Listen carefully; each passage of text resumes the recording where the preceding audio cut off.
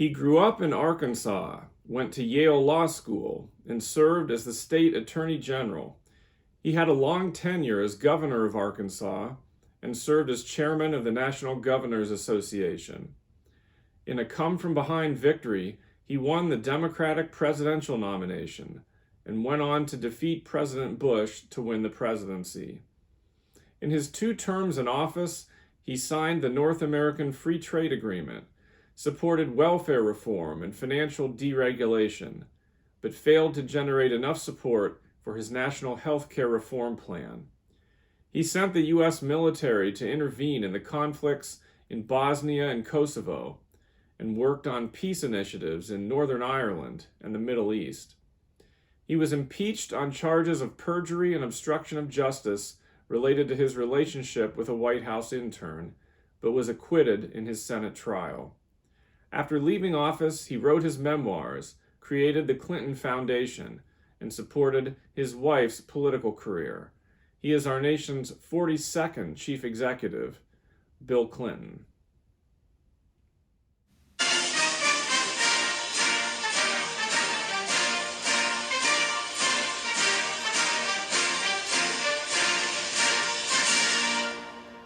Look at a map of the state of Arkansas and some sites associated with Bill Clinton. Clinton was born in Hope, Arkansas, right about there, in the Julia Chester County Hospital, and that building is still standing. It today is actually a funeral home. Now, Bill Clinton was born William Jefferson Blythe, and his father died before he was born, and his mother later remarried a Clinton. So when he was initially born, he and his mother lived in his grandparents' house in Hope. And you can visit that house today. It is a National Park Service site. It's the President William Jefferson Clinton Birthplace Home National Historic Site.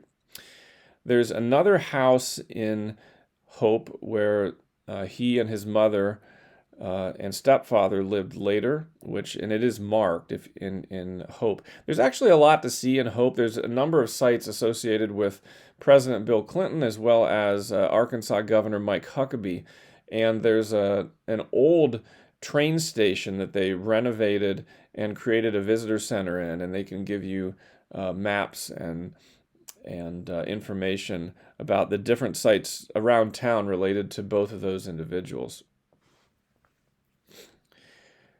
The Clintons later moved to Hot Springs, and the house is still there where they lived in Hot Springs. It is a private residence.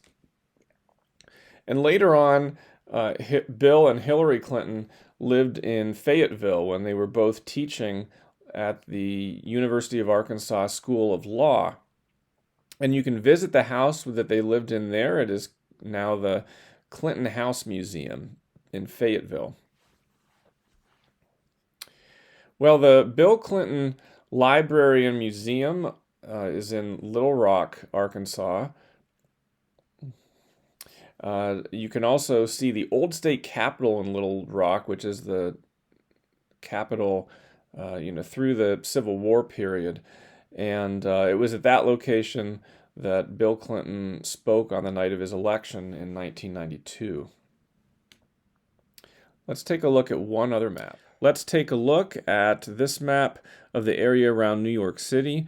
And Chappaqua, New York is located right about here. That's where the Clintons retired after the presidency.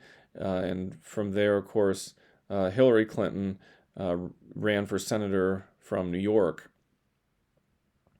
and pursued her political career. Now let's take a look at some photographs of these locations.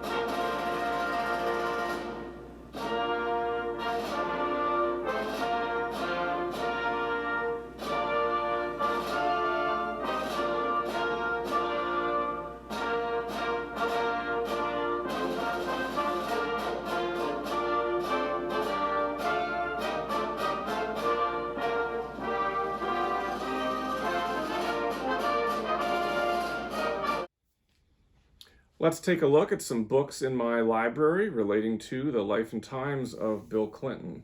And we'll start with his memoirs. This was published in 2004. It's called My Life by Bill Clinton.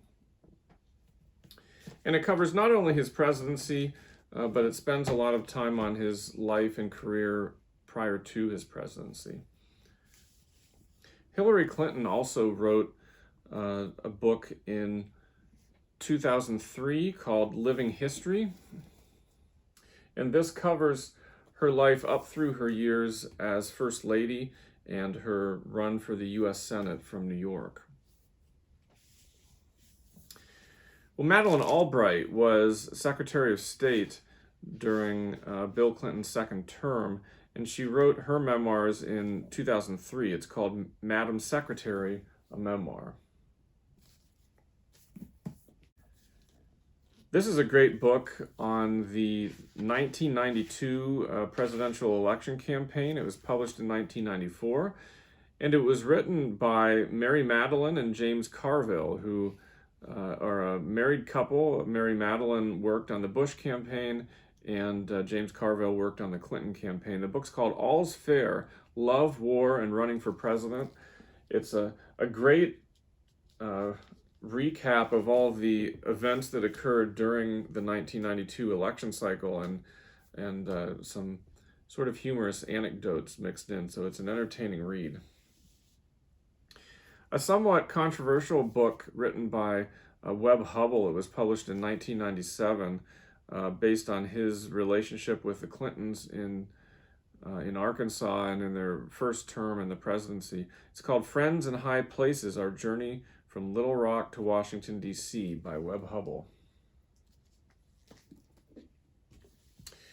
This is another book by Bob Woodward. It was published in 1996 and in the lead up to the 1996 presidential election. It's called The Choice, and it features, of course, President Bill Clinton and Senator Bob Dole, both of whom were the nominees of their respective parties for president that year. As I mentioned, Bob Dole was the Republican nominee for president in 1996. I do have a few books relating to Dole. The first one is called Unlimited Partners. It's by Bob and Elizabeth Dole, and it was originally published in 1988.